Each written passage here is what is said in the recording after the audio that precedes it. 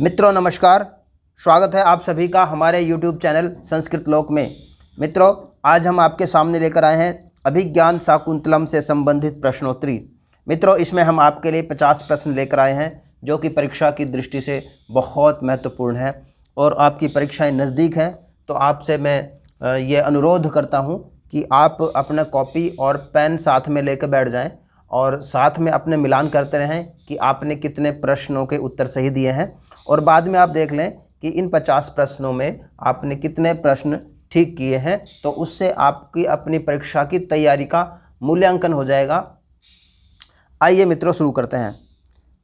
सबसे पहले पहला प्रश्न, कालिदास की नाट्यकृति नहीं है। आपको बताना है कि कालिदास की इनमें से कौन सी नाट्यकृति नहीं है। ए विक्रमोर्वशीयम, बी ऋतुसंहारम, सी मालविकाग्निमित्रम या फिर डी अभिज्ञान शाकुंतलम। बताइए इन चारों में से कौन सी कालिदास की नाट्यकृति नहीं है। चारों में से आपको ये बताना है कि कौन सी नाट्यकृति नहीं है। ठीक है, तो इसमें से सही जवाब होगा आपका बी ऋतुसंहारम, क्योंकि ये एक नाट्यकृति नहीं है, ये नाट्य की विधा के अंतर्गत नहीं आती। बाकी जो तीनों हैं विक्रमोर्वशीयम, मालविकाग्निमित्रम और अभिज्ञान शाकुंतलम, ये नाट्य विधा के अंतर्गत आती हैं। तो इसका सही जवाब होगा बी ऋतुसंहारम। आइए दूसरे प्रश्न की तरफ बढ़ते हैं। अभिज्ञान शाकुंतलम में अंकों की संख्या है कितनी है? 5 है, 7 है, 8 है या 6 है? आपको बताना है मित्रों, सही जवाब क्या होगा। क्या अभिज्ञान शाकुंतलम में 5 अंक हैं, 7 अंक हैं, 8 अंक हैं या 6 अंक हैं? इसका सही जवाब होगा बी 7, अर्थात अभिज्ञान शाकुंतलम में कुल 7 अंक हैं। यह प्रश्न बहुत बार पूछा गया है, अभिज्ञान शाकुंतलम के अंदर कितने अंक हैं। आइए तीसरे प्रश्न की तरफ बढ़ते हैं मित्रों।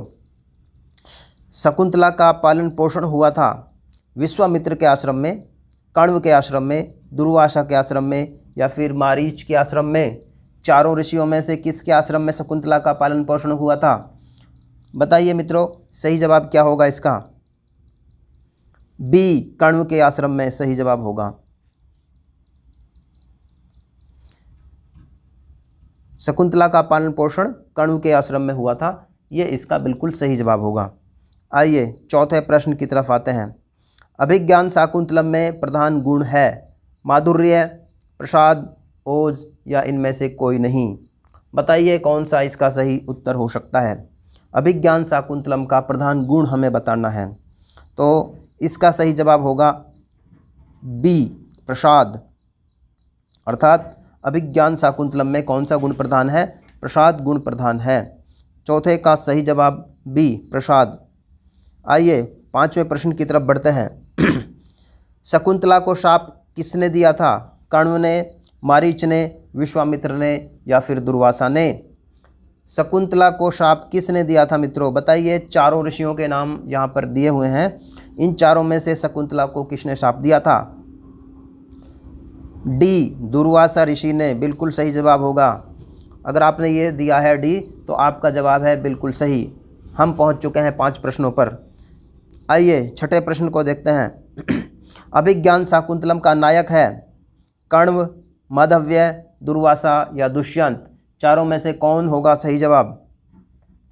डी दुष्यंत इसका सही जवाब है। इसको सभी आप जानते होंगे कि अभिज्ञान शाकुंतलम का नायक दुष्यंत है। बढ़ते हैं 7वें प्रश्न की ओर। शकुंतला की विदाई के समय वस्त्र दिए थे, किसने दिए थे शकुंतला की विदाई के समय वस्त्र? सखियों ने, मारीच ने, वृक्षों ने या फिर कण्व ने? इन चारों में से शकुंतला की विदाई के समय वस्त्र किसने दिए थे? बताइए मित्रों, क्या वो सखियों ने दिए थे, मारीच ऋषि ने दिए थे, वृक्षों ने दिए थे या कण्व ने दिए थे? सी वृक्षों ने दिए थे, ये इसका सही जवाब होगा। क्योंकि शकुंतला जब जा रही थी, अपने पति के घर जाने के लिए तैयार हो रही थी, तो उस समय जो वस्त्र उसको दिए गए थे और आभूषण भी जो दिए गए थे वो वृक्षों ने उनको दिए थे। आइए अगले प्रश्न की तरफ चलते हैं।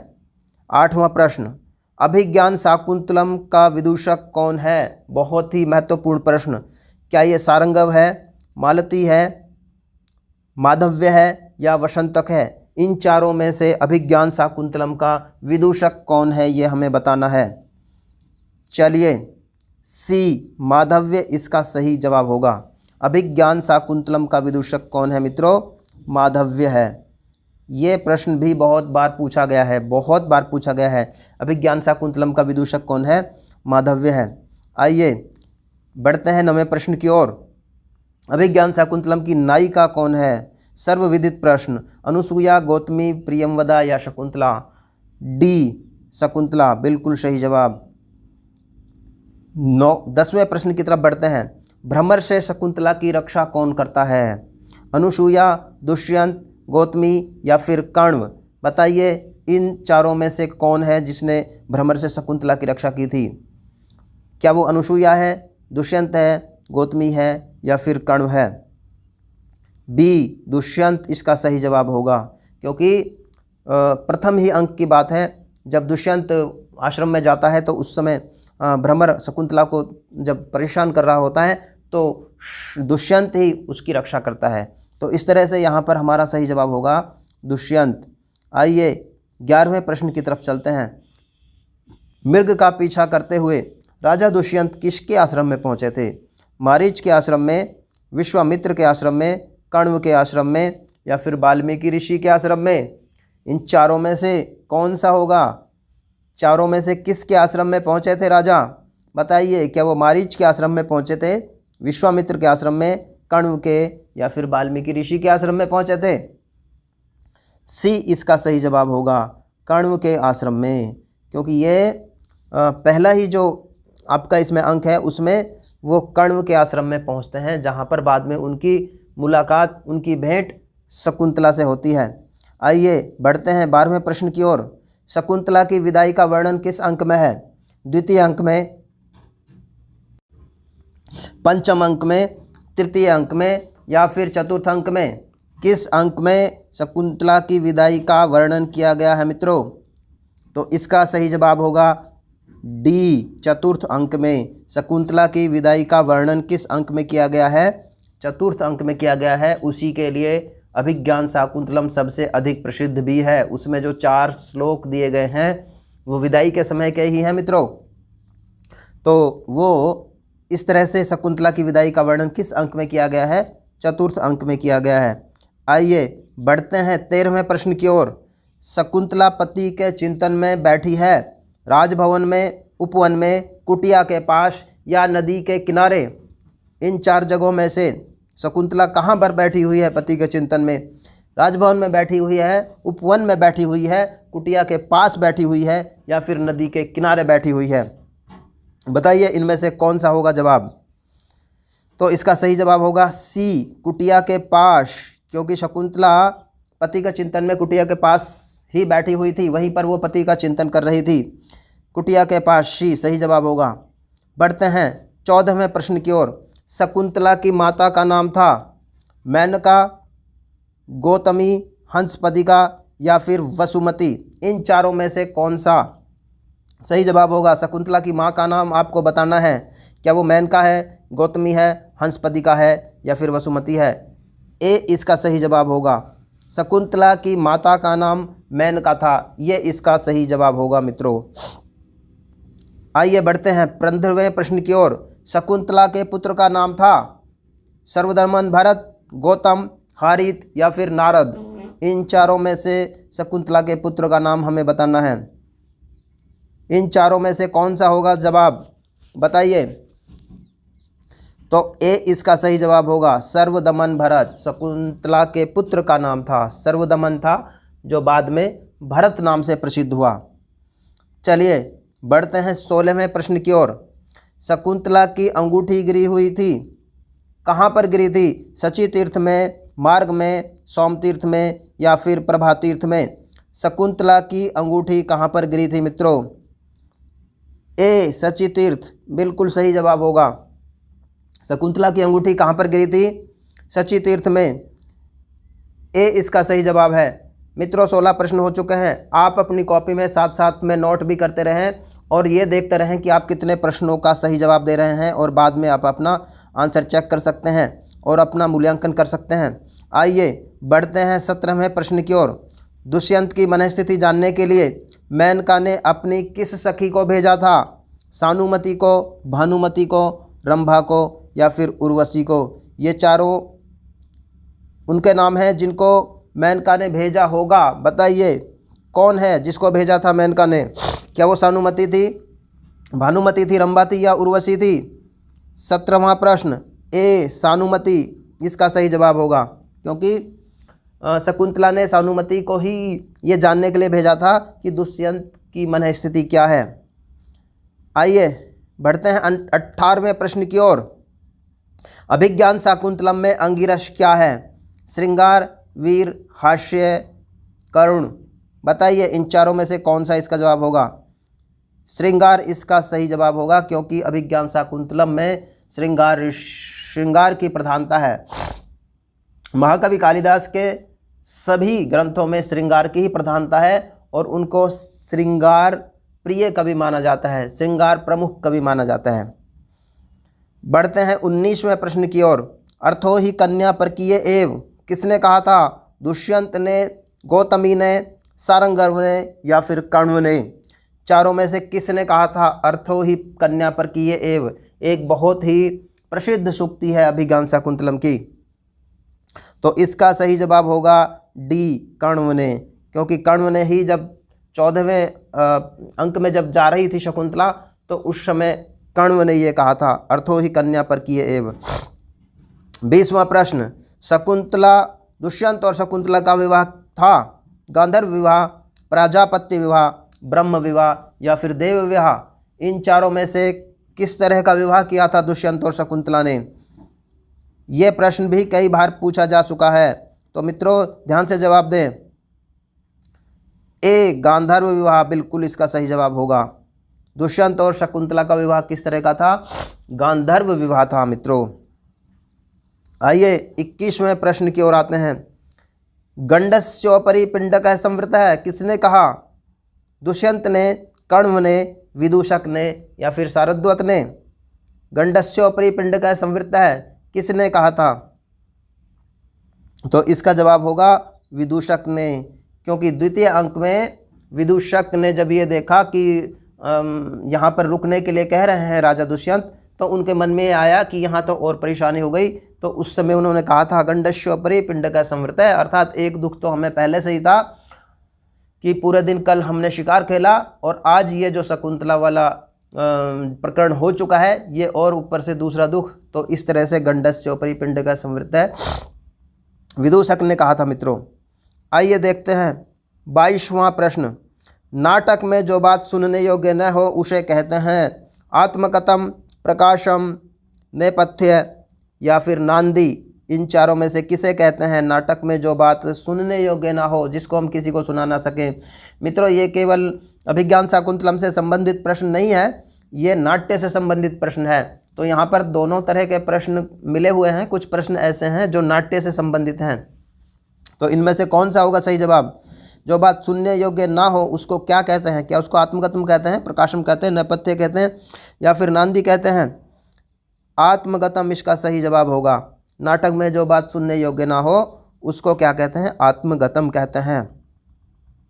आइए बढ़ते हैं 23वें प्रश्न की ओर। नाटकों में भर्तवाक्य का प्रयोग होता है, कहाँ पर होता है? मध्य में, अंत में, आरंभ में या कहीं भी?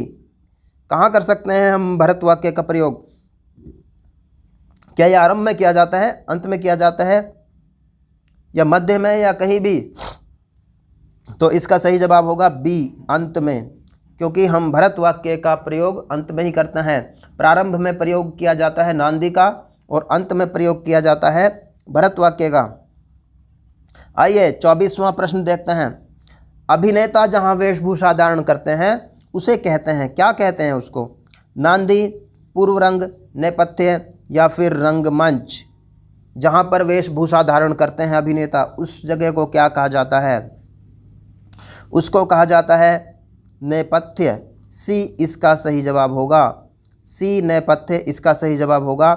जहाँ पर अभिनेता वेशभूषा धारण करते हैं उसको नेपथ्य कहा जाता है मित्रों। आइए बढ़ते हैं 25वें प्रश्न की ओर। नाट्यशास्त्र में नांदी से अभिप्रेत है? शंकर का बैल, मंगलाचरण, एक देवता या फिर अष्टमूर्ति शिव। नांदी किसे कहा जाता है ये बताना है। तो नांदी जैसा कि आप सभी जानते हैं मंगलाचरण को कहा जाता है, तो बी मंगलाचरण इसका ठीक जवाब होगा। नाट्यशास्त्र में नांदी से अभिप्रेत है मंगलाचरण। आइए बढ़ते हैं आगे। अभिज्ञान शाकुंतलम का सर्वप्रथम अंग्रेजी अनुवाद किसने किया? गेटे ने, विलियम जोन्स ने, मैक्स मूलर ने या फिर शेक्सपियर ने? बताइए, अभिज्ञान शाकुंतलम का अंग्रेजी अनुवाद सबसे पहले किसने किया था? तो इसका सही जवाब बी विलियम जोन्स होगा, क्योंकि विलियम जोन्स ही वो थे जिन्होंने सबसे पहले अभिज्ञान शाकुंतलम का अंग्रेजी अनुवाद किया था। मित्रों आइए चलते हैं 27वें प्रश्न की ओर।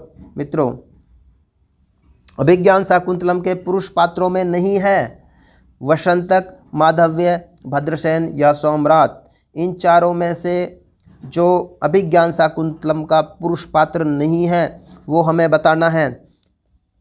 देखिए कौन सा होगा इसमें 27वें में? वसंतक इसका सही जवाब होगा, क्योंकि वसंतक अभिज्ञान शाकुंतलम में कहीं पर भी नहीं है। माधव्य, भद्रसेन और सोमरात इसके पात्र हैं, तो इसलिए इसका सही जवाब ए होगा। मित्रों, ये वीडियो अगर आपको अच्छा लग रहा हो, अगर आपको ये पसंद आ रहा हो, तो आप इसको यहाँ पर लाइक कर सकते हैं, नीचे लाइक का बटन दिया है, और आप इस वीडियो को सब्सक्राइब भी कर सकते हैं। आइए बढ़ते हैं 28वें प्रश्न की ओर। महर्षि कण्व का आश्रम था मालिनी नदी के तट पर, गंगा नदी के तट पर, यमुना नदी के तट पर या फिर गौतमी नदी के तट पर? बताइए, महर्षि कण्व का आश्रम कहाँ पर था? 28वां प्रश्न, ए मालिनी नदी के तट पर, ये इसका सही जवाब होगा, क्योंकि महर्षि कण्व का जो आश्रम था वो मालिनी नदी के तट पर था। गंगा नदी के तट पर, यमुना नदी और गौतमी, इन तीनों में से किसी भी तट पर वो नहीं था। आइए बढ़ते हैं अगले प्रश्न की ओर। दुष्यंत ने जब आश्रम में प्रवेश किया तब ऋषि कण्व कहाँ गए हुए थे? सोमतीर्थ, शचीतीर्थ, माघ मेला प्रयाग या फिर हरिद्वार? इन चारों में से कहाँ गए थे? 29वां प्रश्न आपके सामने है, तो 29 का उत्तर होगा सोमतीर्थ। अर्थात जब दुष्यंत ने आश्रम में प्रवेश किया तब महर्षि कण्व सोमतीर्थ गए हुए थे। 30वें प्रश्न की ओर आते हैं। अभिज्ञान शाकुंतलम का उपजीव्य ग्रंथ क्या है? भागवत पुराण, रामायण, महाभारत या फिर वेद? अभिज्ञान शाकुंतलम का उपजीव्य हमें बताना है, तो इसका सही जवाब होगा सी महाभारत। अभिज्ञान शाकुंतलम का उपजीव्य महाभारत को माना जाता है, तो इस तरह से इसका उत्तर महाभारत हो जाएगा। आइए बढ़ते हैं 31वें प्रश्न की ओर। मारीच ऋषि का आश्रम है हेमकूट पर्वत में, विंध्याचल में, चित्रकूट गिरी में या फिर पंचवटी में? कहाँ पर होगा ये? महर्षि मारीच का आश्रम बताना है हमें, तो इसका सही जवाब होगा ए हेमकूट पर्वत में। मारीच ऋषि का आश्रम कहाँ है? हेमकूट पर्वत में।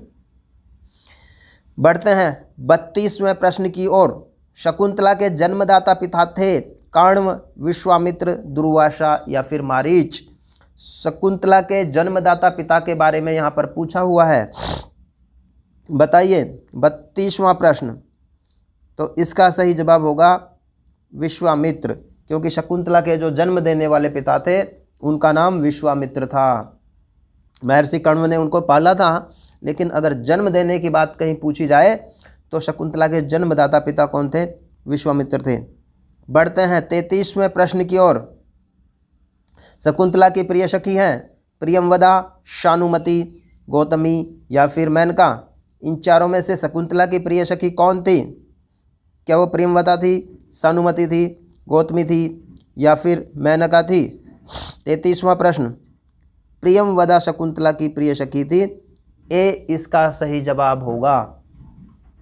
शकुंतला की प्रिय सखी प्रियंवदा थी। बढ़ते हैं हम 34वें प्रश्न की ओर। अहो राग परिवाहिणी गीति ही, राजा दुष्यंत का ये कथन किसकी प्रशंसा में है? शकुंतला के गाने पर, गौतमी के गाने पर, हंसपदिका के गाने पर या फिर वसुमती के गाने पर? 34वें प्रश्न का क्या होगा सही जवाब? हंसपदिका के गाने पर, हंसपदिका के गाने पर, यह इसका सही जवाब होगा मित्रों सी।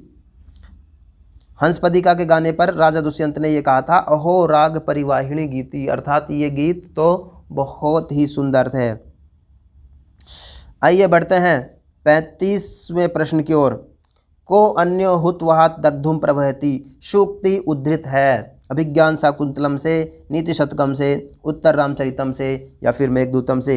आप सभी जानते हैं इसका सही जवाब होगा अभिज्ञान शाकुंतलम से। लेकिन मित्रों आप इसको थोड़ा सा ध्यान से देख लें, क्योंकि यहाँ पर तो अभी तो ये चल रहा है ना, अब अभिज्ञान शाकुंतलम चल रहा है, तो इसलिए हमें ये पता है कि ये यहीं से लिया गया होगा।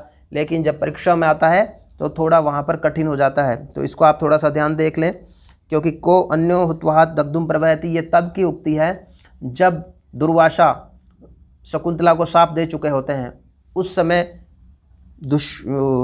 शकुंतला की सखियाँ इस तरह से कहती हैं को अन्य हुतवहात दग्धुम प्रवहति, अर्थात कौन है इस अग्नि के सिवा जो जलाने की क्षमता रखता है, जो जलाता है। चलिए 36वें प्रश्न की ओर बढ़ते हैं। अभिज्ञान शाकुंतलम का पात्र है वसंतक, अगस्त्य, अत्रि या सारद्वत। इन चारों में से हमें बताना है कि अभिज्ञान शाकुंतलम का पात्र कौन सा है। 4 पात्रों के नाम दिए हुए हैं। 36वां प्रश्न, तो फिर इसका सही जवाब होगा डी सारद्वत। वसंतक, अगस्त्य और अत्रि इसके पात्र नहीं हैं। इसमें केवल सारद्वत जो कि एक ऋषि हैं वो इसके पात्र हैं। आइए बढ़ते हैं 37वें प्रश्न की ओर। दुष्यंत की विशेष रुचि रही है द्यूत में, मृगया में, मदिरापान में या फिर गजारोहण में। इन चारों में से क्या होगा इसका सही जवाब? क्या वो द्यूत खेलना ज़्यादा पसंद करते थे, या फिर वो मृगया ज़्यादा पसंद करते थे, मदिरापान या फिर गजारोहण? तो जैसे कि आप देखते हैं मृगया इसका सही जवाब होगा, क्योंकि प्रथम अंक में राजा दुष्यंत मृगया करते हुए अर्थात मृग का पीछा करते हुए, शिकार करते हुए ही महर्षि कणु के आश्रम में पहुँचे थे, जहाँ पर उनकी मुलाकात बाद में शकुंतला से हुई थी। मित्रों हमारे यहाँ पर 37 प्रश्न हो चुके हैं, अभी 13 प्रश्न और बाकी हैं। 50 प्रश्नों की यह श्रृंखला है मित्रों इस तरह की हम अन्य भी सीरीज़ लेकर आते रहेंगे। आप ये चैनल ज़रूर सब्सक्राइब कर लें, क्योंकि अगर आप सब्सक्राइब कर लेते हैं तो आपको इस तरह के और भी वीडियो मिलते रहेंगे मित्रों।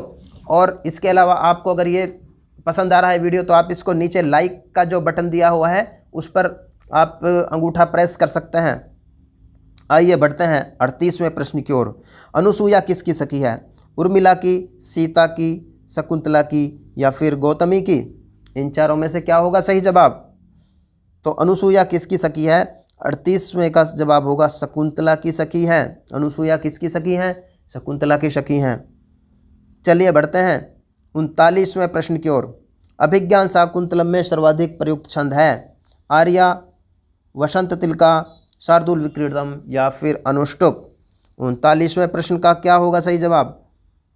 आर्या इसका सही जवाब होगा, क्योंकि अभिज्ञान शाकुंतलम में सबसे अधिक आर्या छंद का ही प्रयोग किया गया है। 40वां प्रश्न। कण्व क्या थे? तपस्वी थे, भिक्षुक थे, पर्यटक थे या फिर गृहस्थ थे? कण्व क्या थे? तपस्वी थे, सभी को पता है। 40वें का एक सही जवाब। 41। अभिज्ञान शाकुंतलम विभक्त है वर्गों में, अध्यायों में, अंकों में या फिर सर्गों में? अभिज्ञान शाकुंतलम को किस तरह से वर्गीकृत किया गया है बताइए? तो इसका सही जवाब होगा वर्गों में। नहीं मित्रों, इसका सही जवाब होगा अंकों में। अभिज्ञान शाकुंतलम किस में विभक्त है? अंकों में। आप ये सभी जानते हैं कि अभिज्ञान शाकुंतलम में 7 अंक हैं, तो इस तरह से हम कह सकते हैं कि अभिज्ञान शाकुंतलम किस में विभक्त है? अंकों में। आइए 42वां प्रश्न। कालिदास की रचना नहीं है, फिर से ये पहुंच गए हैं कवि परिचय पर। कालिदास की क्या रचना नहीं है? रघुवंशम, विक्रमांक देवचरितम, मेघदूतम या फिर अभिज्ञान शाकुंतलम? इन चारों में से हमें बताना है कि कालिदास की कौन सी रचना नहीं है। तो रघुवंशम भी इनकी रचना है, मेघदूतम भी है, अभिज्ञान शाकुंतलम भी है, तो इसका सही जवाब हो जाएगा विक्रमांक देवचरितम इनकी रचना नहीं है। 43वें प्रश्न की ओर। अति स्नेह पाप संग की सूक्ति उद्धृत है अभिज्ञान शाकुंतलम से, उत्तर रामचरितम से, विक्रमोर्वशीयम से या फिर स्वप्नवास दत्तम से? तो इसका सही जवाब आप जानते हैं, अभिज्ञान शाकुंतलम से ये सूक्ति उद्धृत की गई है।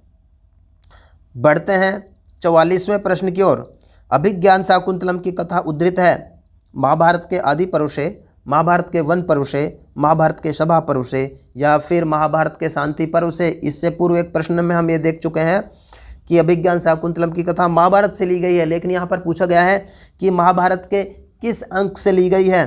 तो बताएं अभिज्ञान शाकुंतलम की कथा कहाँ से ली गई है। 44वां प्रश्न, इसका सही जवाब होगा ए, आदि पर्व महाभारत से। अभिज्ञान शाकुंतलम की कथा आदि पर्व से ली गई है। 25वां प्रश्न, अचेतनम नाम गुणम न लक्षेत, यह पंक्ति किसने और किससे कही।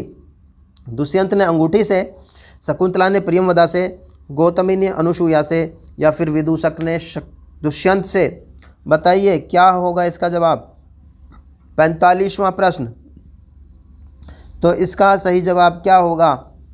क्या दुष्यंत ने अंगूठी से कहा था, शकुंतला ने प्रियमवदा से कहा था, गौतमी ने अनुसूया से कहा था या फिर विदूषक ने दुष्यंत से कहा था।